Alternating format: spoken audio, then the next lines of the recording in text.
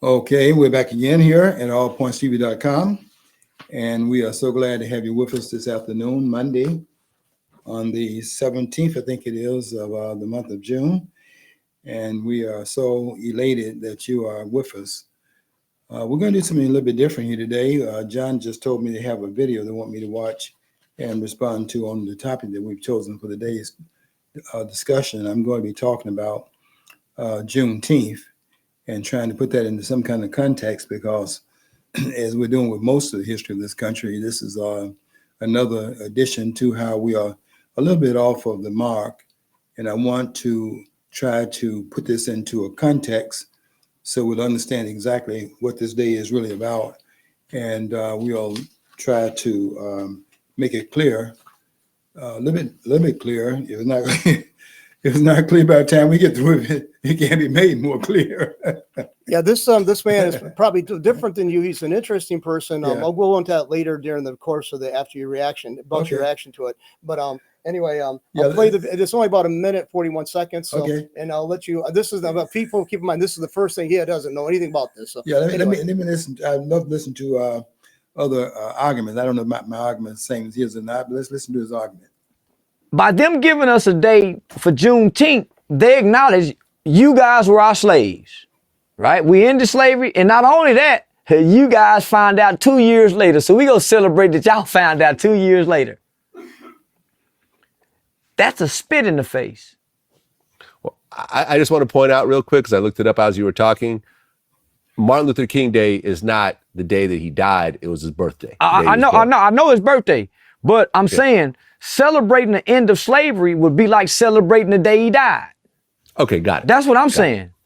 Okay, got it. Yeah, so they give us his birthday, but to celebrate the end of slavery, and that wasn't the end the day we found out. We found out 2 years later. So we celebrating the fact that we found out 2 years later than everybody. No other state really celebrates Juneteenth because they was already free. We celebrated because it was 2 years later. Nobody really celebrated Juneteenth. So now this is what happens. Capitalism trumps citizenship. What do you mean by that, Charleston? Now you got Juneteenth shirts in Walmart, Target. They benefit off this now. We don't. You're not going to see a bunch of black people being able to sell out of these Juneteenth stores and Juneteenth posters like they do for the 4th of July. So now the capitalist wins off this, not black people. We was already celebrating the holiday. We was already celebrating it, so we lose. What's your response to that? Is that it? Yeah, that's it. Okay. Yeah. You know, there's so much ignorance passing for information, and that's part of it. This guy doesn't know what he's talking about. The Juneteenth holiday needs to be understood, and I'm going to start at a different place, and we'll come to the idea of why we have the Juneteenth now becoming. I think Biden is the one that made this a national holiday, just like the King birthday was made a national holiday by Ronald Reagan in 1983. I think that the President Biden did this in 2022, I think it was. And so something else was to fight over. And what I'm going to try to do here is get some of this information put into context, because a lot of ignorance, and this is ignorance. This man doesn't know what he's talking about. And he needs to be called on it as well. I want to first of all start out by reading something that's not well known about the Emancipation Proclamation. And the first thing that should be known about it is that the Emancipation Proclamation was not really an emancipatory document. It is a military document. And it has something to do with the argument that was being made by the greatest black son this country's produced, who was the great Frederick Douglass, who was born in, the different dates of when he was born. Some say 1817, and some say 1818. Anyway, we know that he died in 1895, which is the same year, by the way, when another one of the outstanding leaders of this country stood up, having done a speech in Atlanta, which his critics, I'm talking about Booker T. Washington, which his critics called the Atlanta Compromise. And his critics included people like W.E.B. Du Bois, and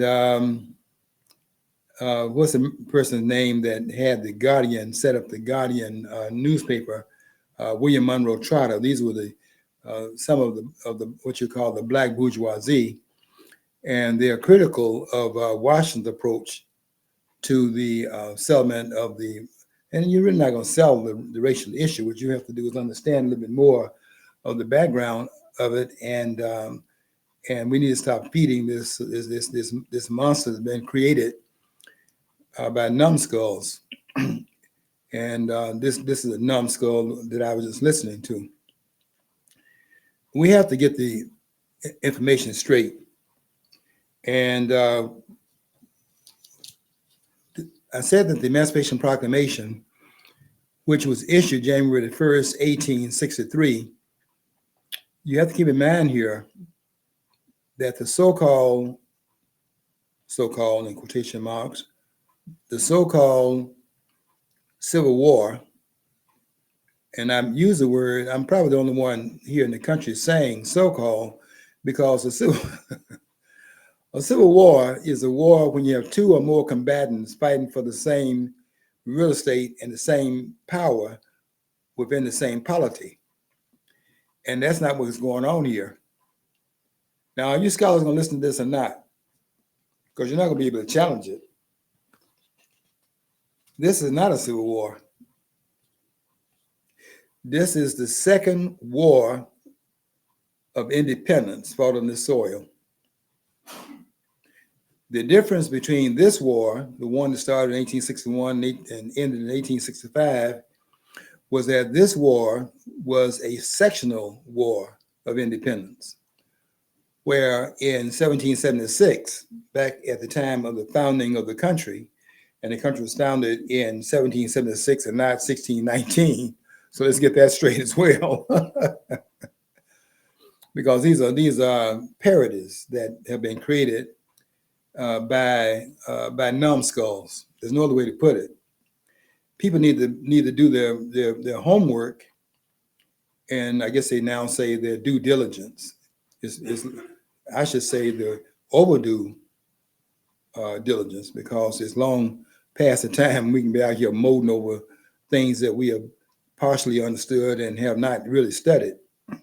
You have to go back and read the documents, which is the primary sources, and get the sources, and then therein draw some inferences based on the documentation as to what the documentation is actually saying. You have to be able to interpret what you're reading. I think we have a reading problem in this country. It's a literacy problem in this country that we have, in the sense we can read the words, but when it comes down to interpreting what the words say, that's a real problem we have in this country, because a lot of this misinformation, even by some of these scholars, is very, very troublesome. Because the Emancipation Proclamation, as I said, is not an emancipatory document. And when I read it, I'm going to stop and indicate why I say it's not an emancipatory document. Because number one, if it were that, then it would have freed all the slaves, and it doesn't do that. And if it was intended to free slaves in the territories that Lincoln had control, and it doesn't do that either, then it would be called, if it had done those things, if it was a total emancipatory document, or if it had emancipated a single slave where Abraham Lincoln had control, then you could call it an emancipatory document. But that's not what this document does. William Seward, who is the Secretary of State under Lincoln, had raised a question with Abraham Lincoln. He said that we are talking about freeing slaves in all the places where we have no control, and where we have control, we're not freeing any of the slaves. And what that has reference to, primarily, are the 4 states that stayed in the Union that were slave states. how many persons are aware that there were 4 Union states that did not leave the Union, that had slaves in those states? And because they did not leave and were not in rebellion against the Union states, those states, slaves were not touched by the Emancipation Proclamation. Does this guy that was emoting that nonsense, does he understand that?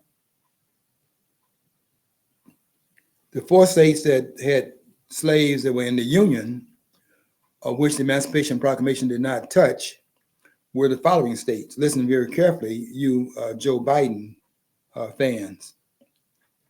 One of the states, the most northerly of the 4 states that did not leave, was Delaware. Delaware was a slave state. You can hide that fact by calling them border states, that's how they do it in the high school classroom. And they do that in order to protect the Lincoln mythology. And that's what this is about.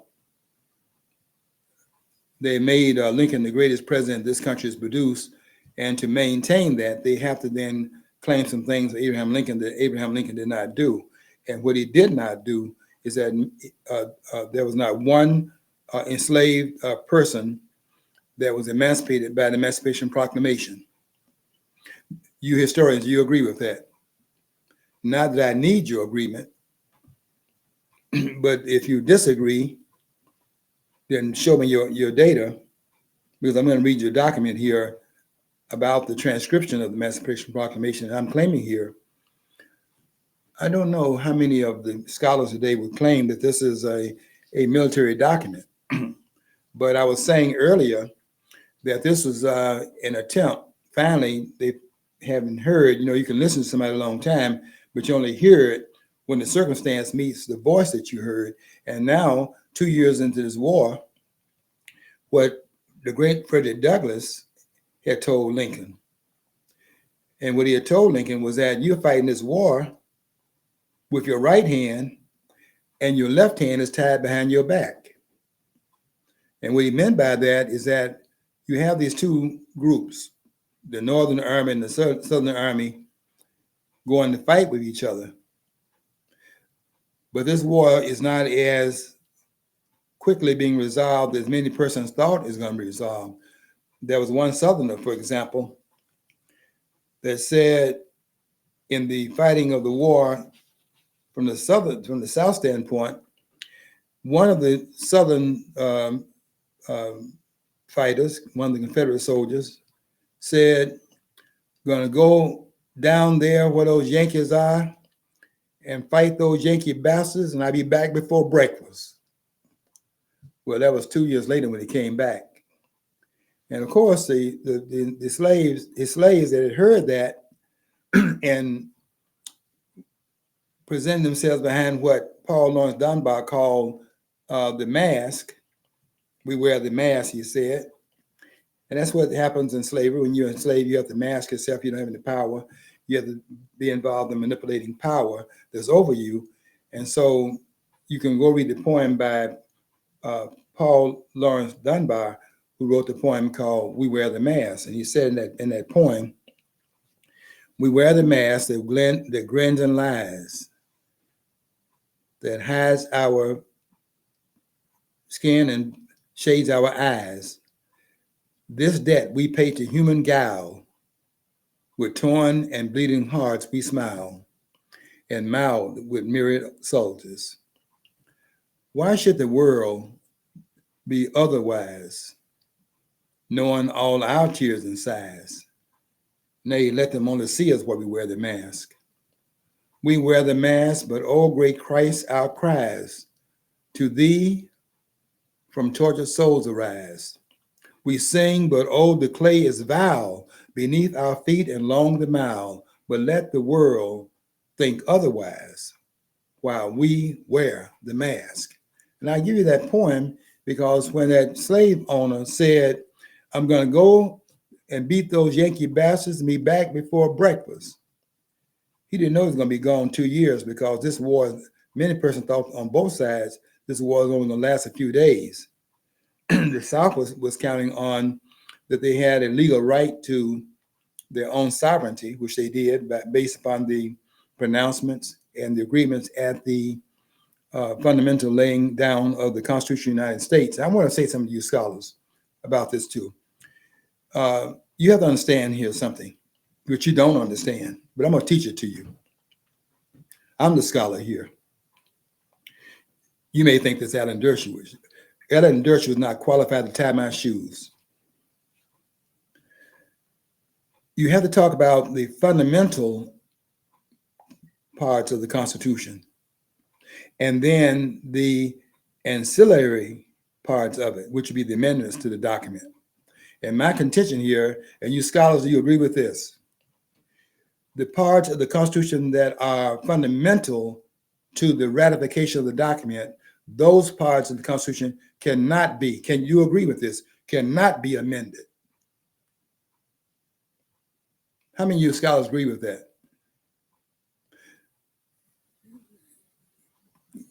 Come on, bring that discussion. I look forward to that one. Because there are those, most of you contend that if you add something to the Constitution, that makes it constitutional, and that is not true. I'm the only one in the country saying it. There's no scholar in this country, I guarantee you this. There's no scholar in this country qualified to come behind what I say and say anything different. I'm better trained than they are, and I'm here to challenge all of you that are saying other than what I'm saying in this presentation today, because none of you are qualified. The difference between you and me is that you're on television. They won't bring me on television. I don't aspire to it anyway. I don't have to be on television. I'm standing right here. Here I stand.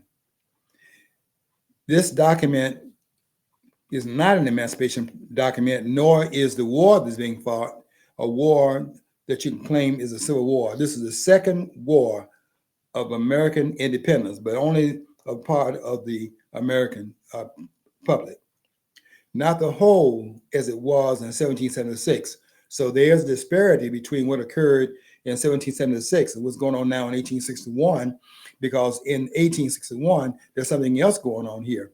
This is a sectional independence war, where the South, 11 of the 15, listen carefully, 11 of the 15 slave states that had slaves as legal chattel in those states, 11 of the 15 had seceded from the Union for the reason that's pointed out in the book called Daylight Robbery. This writer of that book is absolutely correct in saying the reason why this war is being fought. Very few historians have picked up on it, but the book, Daylight Robbery, has it exactly right. You have to go back and read more carefully into the history other than what they do in these high school and these college textbooks and what they teach in these college classes. This war is another tax war. It is the war that has the antecedents to this war, to this argument.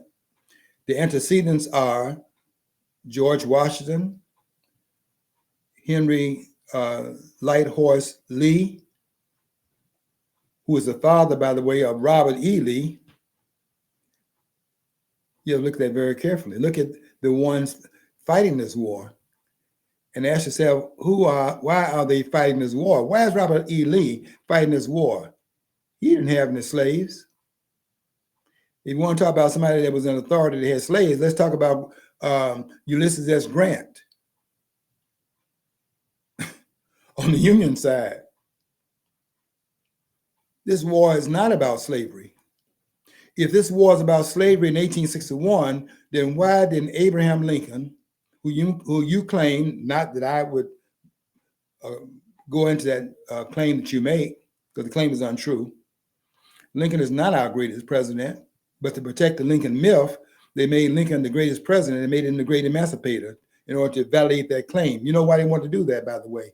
They want to do that because at the end of this war, that started in 1861 and ended in 1865, they have to explain approximately 620,000 people who are laying on that battlefield on both sides of this war. And if this is a tax war, which is what it was, and then it puts Abraham Lincoln on the same track, on the same side with King George III. And that's what they saw him as in 1861, because this was a tax war. You might get confused about it by it being called a tariff war, but don't forget here, there's South Carolina, which is one of the harbor states.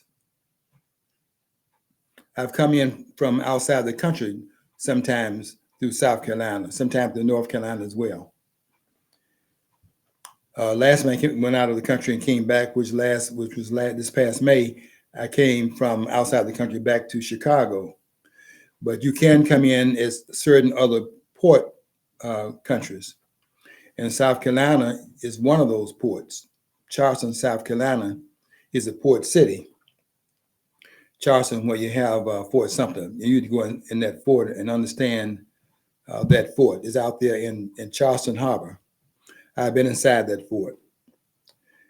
And when those 11 states, 11 slave states declared their independence, with 4 slave states not declaring their independence but staying in the Union, you cannot therefore state, based on history, this war is over slavery. Because if it is over slavery, how do you explain then that in this war for 2 years, well, really for all 4 of the years, from 1861 to 1865, slave states are fighting other slave states? Because the states stay in the Union, and I'm going to name them for you. Go and check this out for yourself and see if this is not true.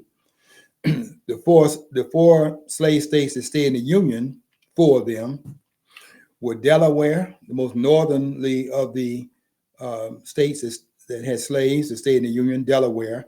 That's Joe Biden's home state. Then you have Maryland, state through which the capital, to go into Maryland is to open up the vulnerability of the capital.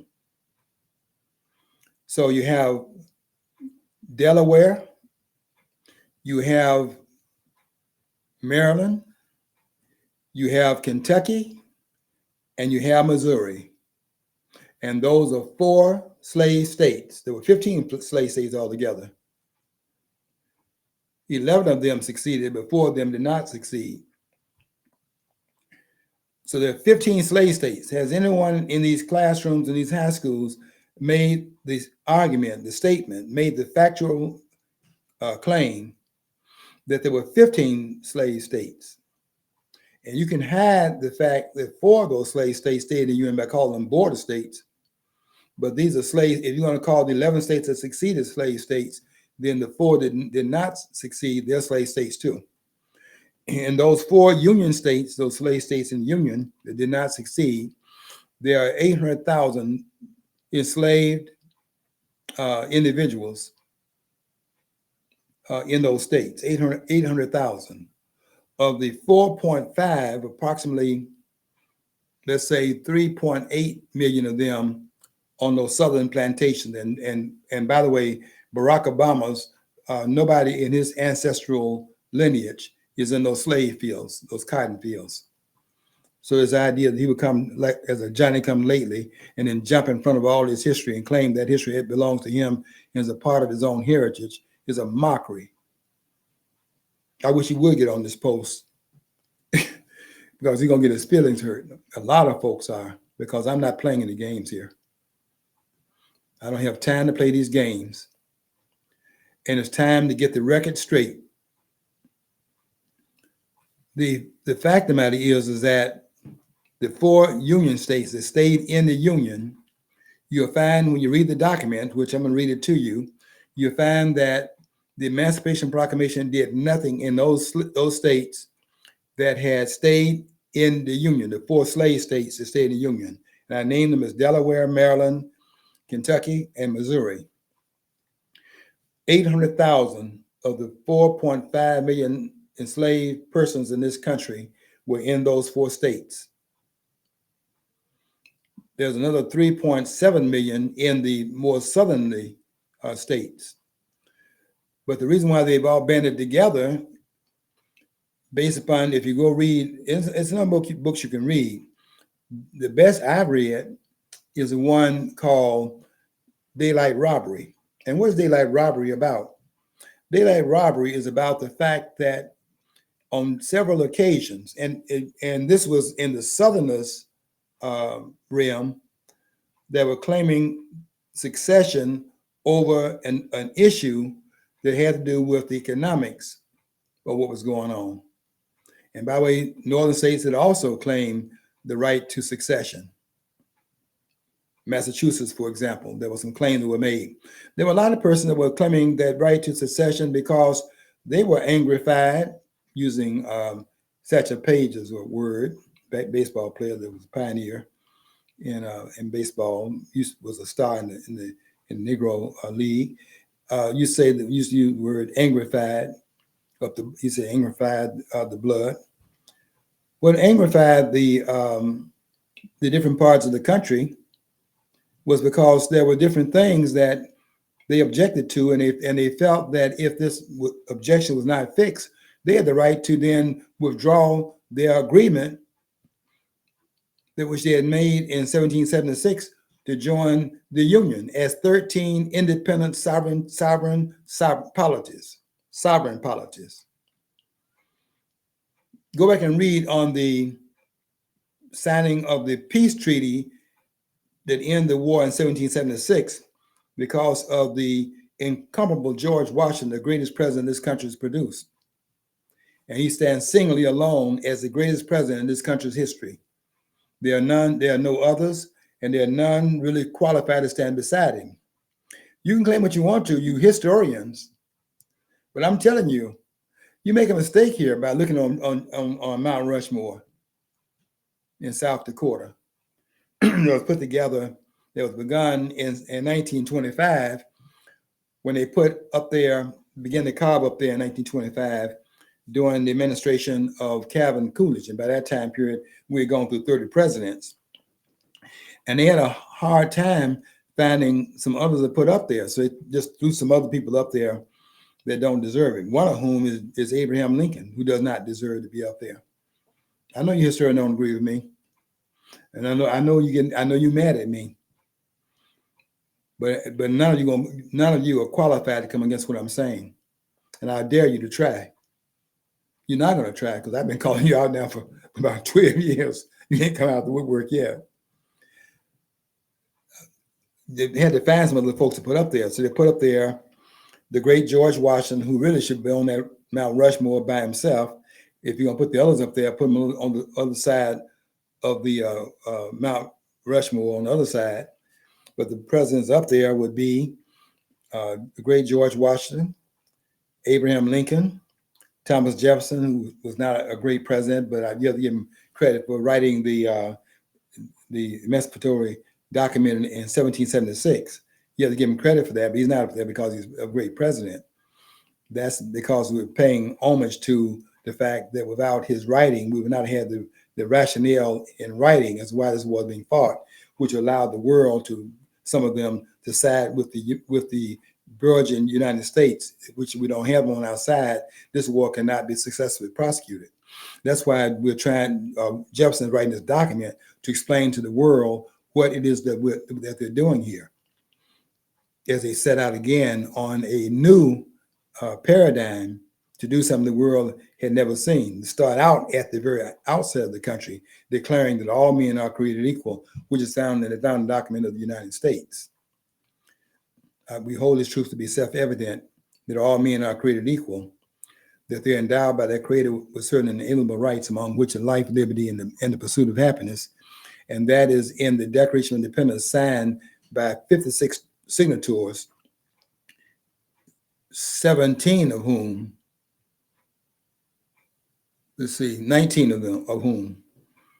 were slave owners. And that is something that's not talked about, but that's major. I'm going to interject here. Okay. According to the video, Charleston White's video, Mm-hmm. I see. There's one thing I walk away, and maybe it's because I have my own view, and I kind of merged my view with his. That I see the Emancipation Proclamation as basically largely what's something that the late great Rush Limbaugh would label as symbol over substance. And that's what I took away from it, you know. And it basically, and I think that's sort of, he didn't say that, obviously. I don't even know if he would acknowledge if he knew something, but I do think that you're right on the other key points of the historical context and laying that down for people of what the Civil War is actually what is about, and if there's a mythologizing going on, certainly. I mean, I grew up with a lot of mythologizing, hearing about that. Yeah, it is mythology because you have to explain why there are 620,000 persons who are strewn out there on both sides of this war who are laying there dead. And if you do not make it for some utilitarian reason, then what was Abraham Lincoln?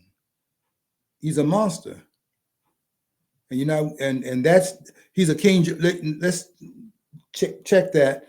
He's another King George III. If King George III is a monster, and they made him a monster when they fought against him for 7 years, from 1776 to 1783, and the reason why he had to finally come to the table and sign a peace treaty is because a great, uncomfortable George Washington would not give up.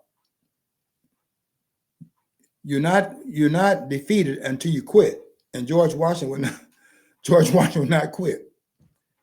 From your perspective, and you're a great research. I mean, you're a great researcher and a scholar, and I mean, generally we mean that. But what do you think that Lincoln came up with this Emancipation Proclamation, or do you think it was urged by other people, or? They were asking Abraham Lincoln, what is this war about?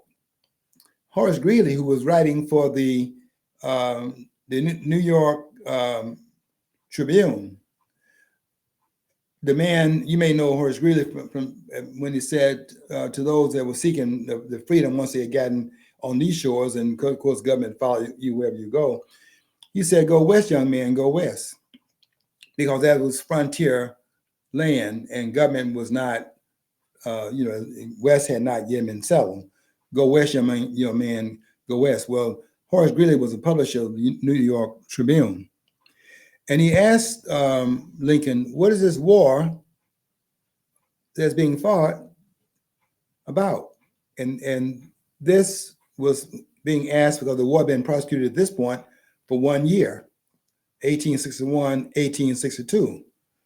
So on August the 22nd of 1862, Abraham Lincoln is addressing Horace Greeley's concern, because Horace Greeley is the publisher of a newspaper, and that has tremendous influence. If Greeley is not on the side of this war, that could have profound implications. You know, of course, then Lincoln, though, wasn't above imprisoning editors of newspapers who were critical of him. So, I mean, I don't know why he didn't. Do you know why he didn't do this to Horace Greeley? Well, no, Greeley was not. The reason why Lincoln was incarcerating members of the literary community was because they objected to what Abraham Lincoln was doing, because they knew what Lincoln was doing was unconstitutional. The people thought that the South had a right to succeed in the Union. They had tried it in other parts of the country.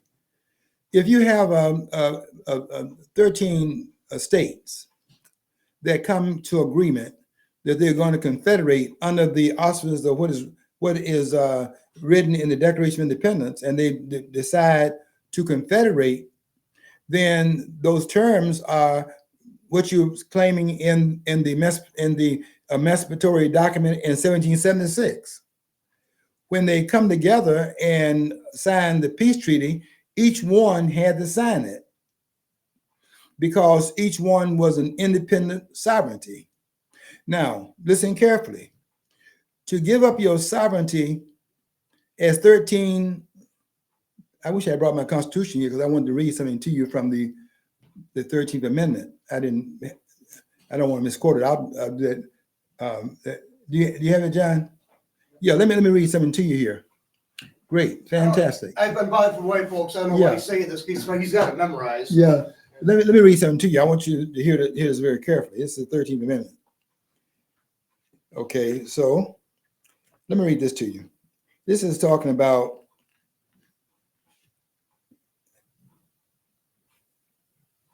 Okay,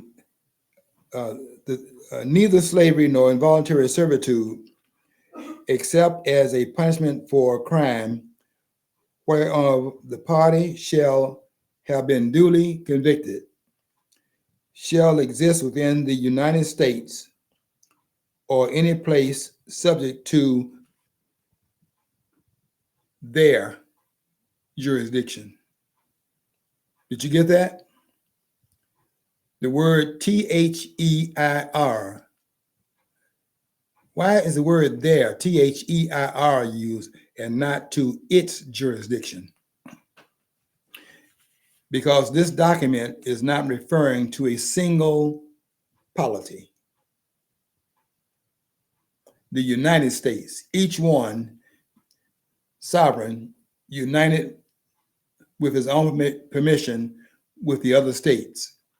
They together make up the United States, but each one is a sovereign polity.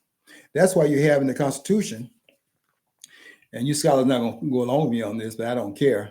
Jimmy Crack Cohen and all that stuff. I learned that in third grade. I don't need your agreement.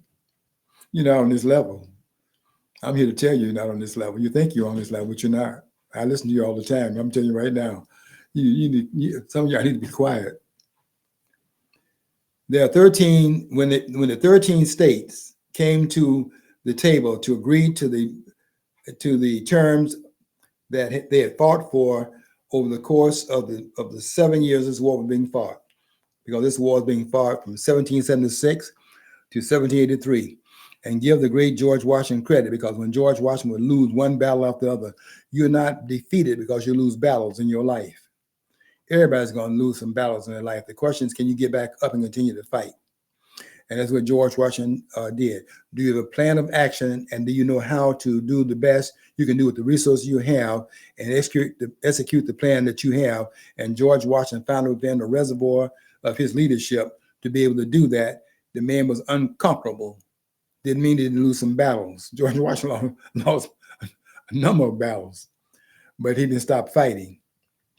And when they found out he would not stop fighting, they had to then determine, because all he's trying to do is simply prolong the war so that people over there would get tired of it, because the treasure and the things it's causing over there would begin to erode some of the quality of life in England.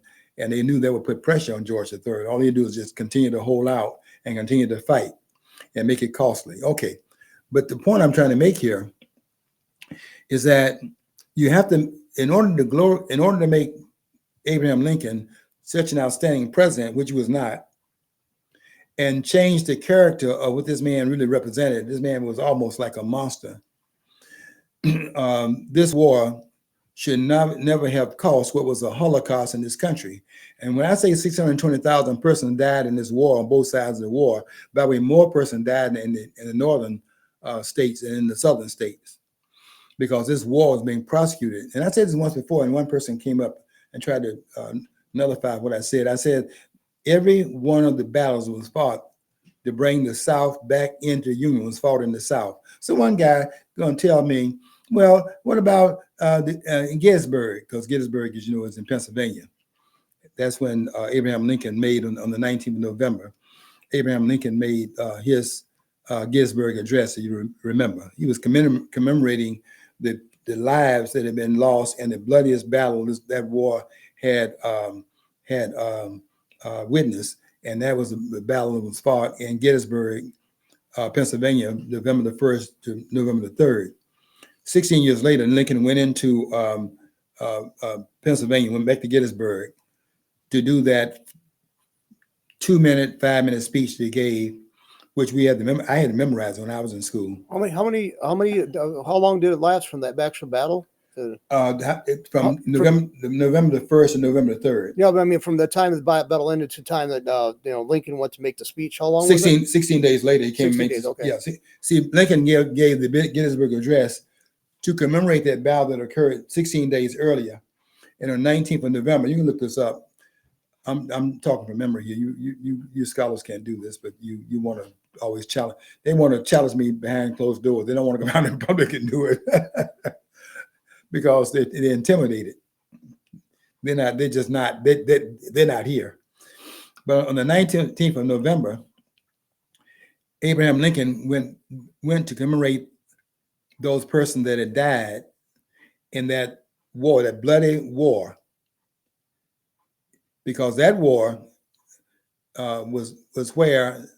This is why there's one person that challenged me on when I said every one of the battles was fought to bring the South back into the Union was fought in the South. Well, they saw some fighting going on in Pennsylvania, and Pennsylvania is not in the South. So they want to know, George Moss, what are you talking about? There's a battle that was fought in Pennsylvania. Yes, it was. But you know what the battle, what was the preeminence of this war? It was that the great General Robert E. Lee, don't forget Lee was the son of Henry Light Horse Harry Lee in Washington's army. Washington's right-hand man, one of his right-hand men, along with another person who could not stand Washington, but Washington didn't know he was talking behind his back, and that was Alexander Hamilton.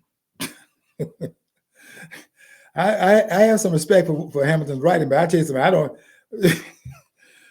I mean, this is the OJs for me with Alexander Hamilton. You know, they smile in your face all the time trying to take your place. He was a very ambitious person, I think. Alexander Very Hamilton, much so, yeah. and was a backstabber. I mean, he had a lot of ambition and so on and so forth. Very smart man. But you have to understand the history in all of its contextual parts. I mean, there are a lot of different pieces here to this puzzle. You just can't start with Abraham Lincoln issuing the Emancipation Proclamation. You got to go back there and find out, could he, in fact, could the South declare their independence based upon the circumstances of their coming together and forming the Confederation in the first place? You know, I'm just going to throw this in here. I just got a thought, maybe I could go with it. I don't know. Okay, Hamilton was a proponent of, a supporter of the idea of a centralized bank, right? Oh, yes. So anyway, Yes. when the light of them, and when we're talking about taxation, definitely a centralized bank, the tariffs and taxation and stuff, definitely a centralized bank would reap the benefits of that, right? Yeah. So, I mean, I would say, now this is probably pure conjecture at this point, but what do you think that Hamilton's, what side would he fallen on? Because obviously he was dead long before the Civil War occurred. What would you, just for conjecture, your opinion, what do you think side he would have taken? He would have been in opposition to Andrew Jackson, because Andrew Jackson destroyed the Second Bank of the United States.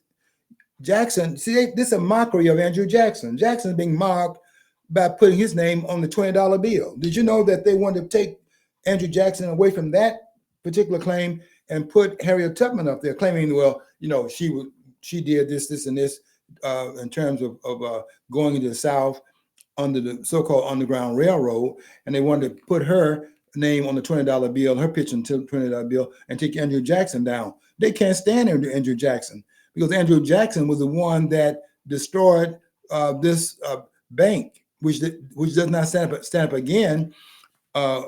When Jackson destroyed it in 1830s, it didn't stand up again as a national bank, which is a very dangerous thing to have, until the Federal Reserve Act was passed in 1913.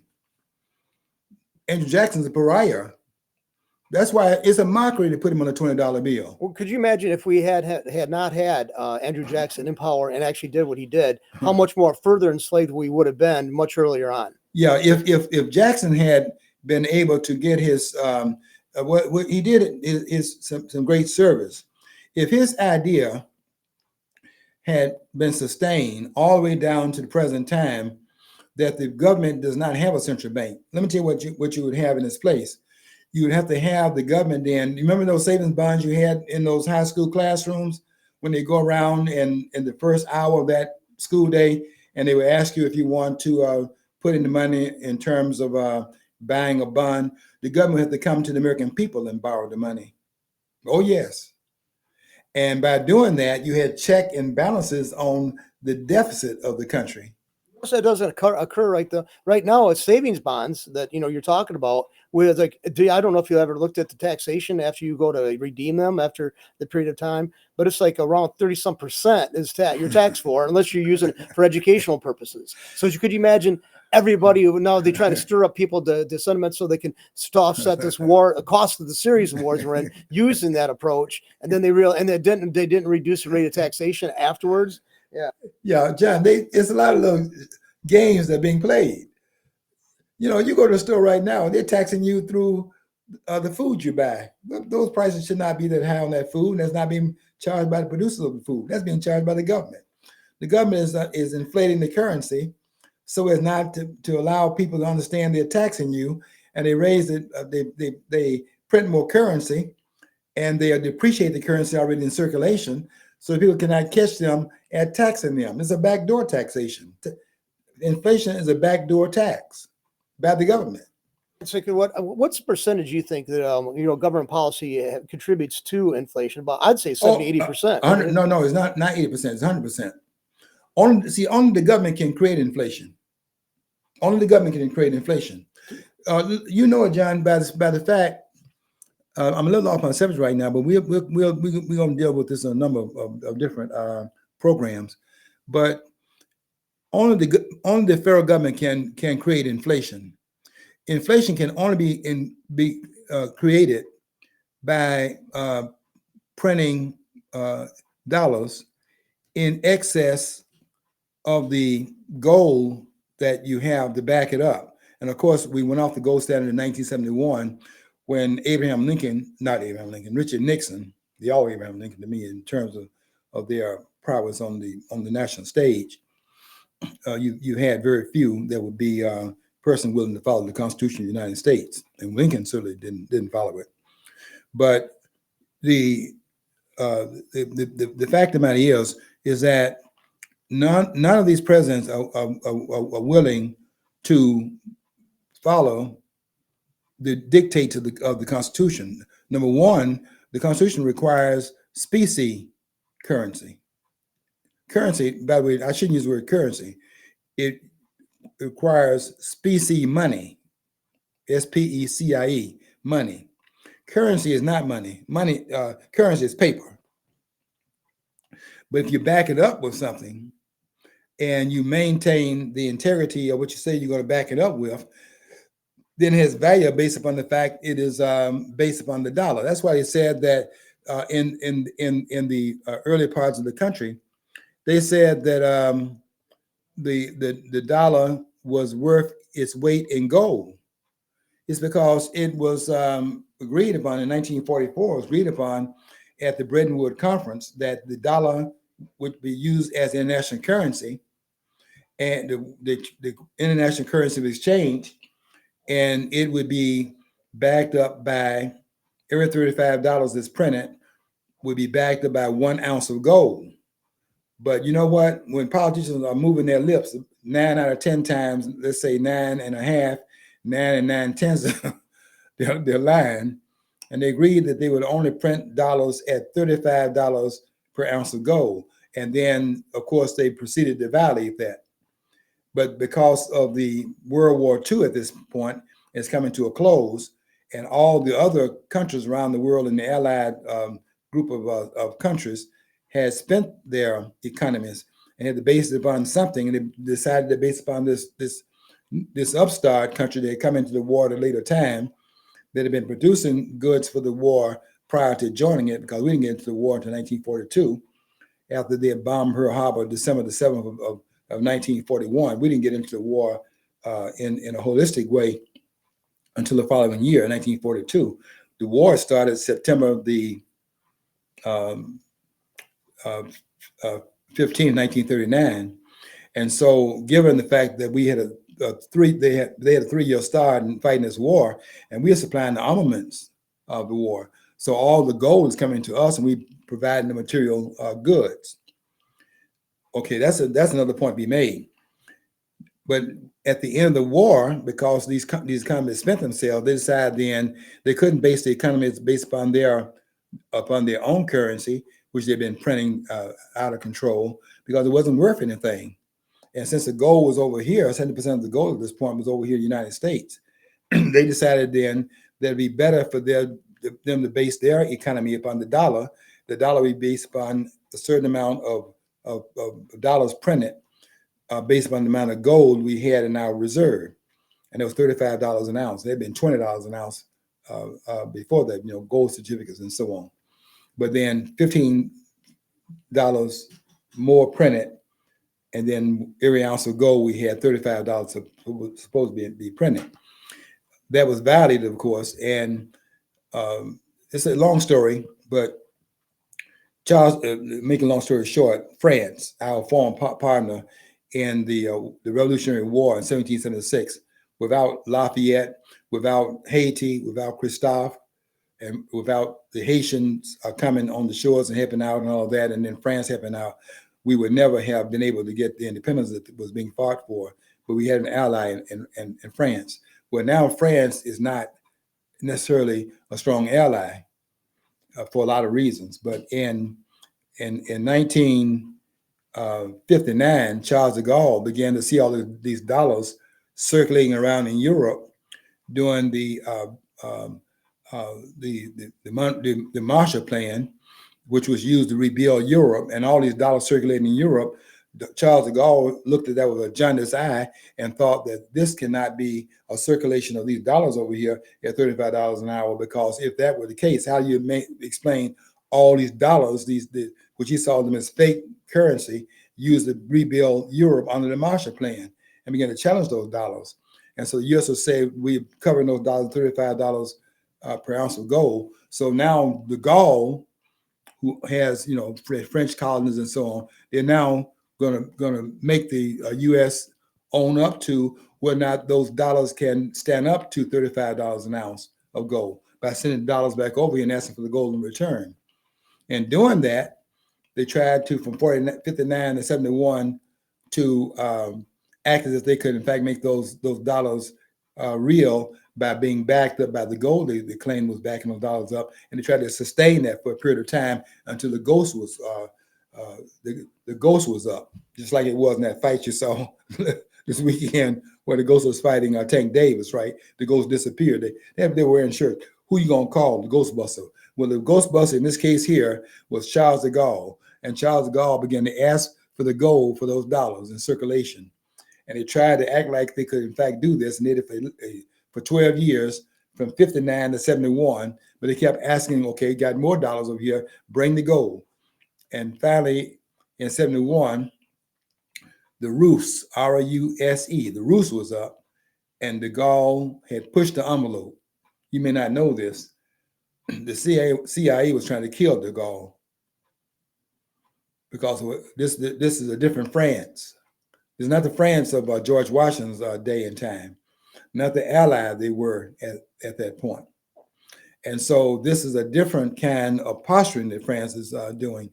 And they had, well, a lot of things, but they had been shut out at Yalta. The big three was not the big four, mainly because the French wouldn't fight. A tank from Germany threw their hands up in the air.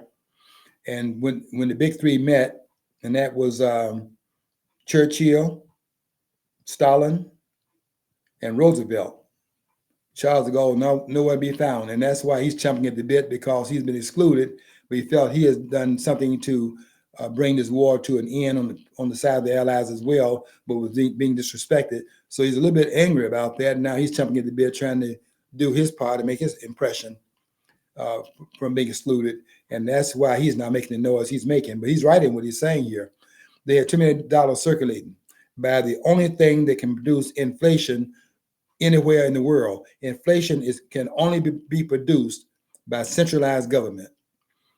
Nobody else can create inflation in this country but the American government.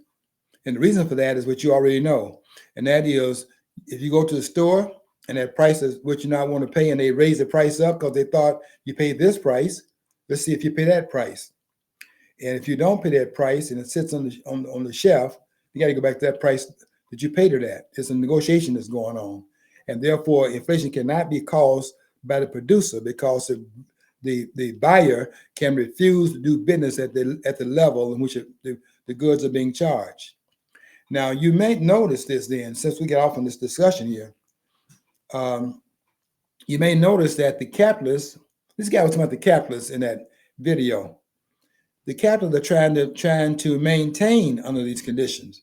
You'll notice, for example, that they have done certain things to accommodate what the politicians are doing. They're driving the prices up by this inflation, and inflation is caused by a devaluing of the currency. There's a direct correlation between the dollars being devalued and the prices going up. Why? Because the dollar's not worth anything. The dollar has been devalued 98%. It's only worth 2 cents now what it's worth when I was coming as a child. That's why it doesn't buy anything. If you see a person, let me tell you this. If you see a person that is bending over picking up a penny, that person was born back in the time period when a penny had value. With a penny, when I was coming up, a penny could buy you we used to call them 2 for a penny cookies. If I had a dime, I could buy a 6-cent pop and 4 2 for a penny cookies. And I had a meal for lunch with a dime. You can't buy anything with a dime today. Everything starts. Go look at that store at the end of where you're at the counter, where they're trying to get the last of your money before you go out the store, and they're selling you knick-knack stuff, bubble gum, chewing gum. Maybe it's some things for your breath. Those little mints. They'll serve those things like that. They're trying to get the last nickel out of your pocket. And so you'll notice here, nothing is less than $1. And last night was $1. I was at a store. This chewing gum was $1.19. It was normally $2.19, but if you can't sell it at $2.19, the negotiation goes on with the consumer, and therefore they have to lower the price to the point where the consumer is willing to pay for it. Why? Because the producer does not have coercive power. Only the state has that. And I'll say this too. I'm on this topic just a little bit more than I should, but I will say this also. Today they're trying to outlaw the use of this currency they've created. They want to go to the digital spending. There's a reason for that too, and it goes into what government has got. This quagmire government has created, but they want to go to digital spending now, because that would just be a bookkeeping matter, and all you do here is just move some numbers from that place over there and do some bookkeeping or put it in that alley over there. You don't have to continue to create this currency, because all the currency is created at a 6% markup that you pay to the central bank. You didn't know that, did you? That the currency that you're putting out here is owned by the central banks. And they went back to doing central banking on the other side of Andrew Jackson, having fought against the centralized bank, because he saw the danger that it is. And the danger is now very much clear. I have 2 minutes left. The danger is pretty much clear, because we got a $34,000 billion deficit right now that they admit to. The deficit really at a minimum is $7 trillion, but that's what happens. You give government its own bank, and you have this spending that is out of control. And when they start talking about paying off the national debt, that's impossible. You can't pay the debt off.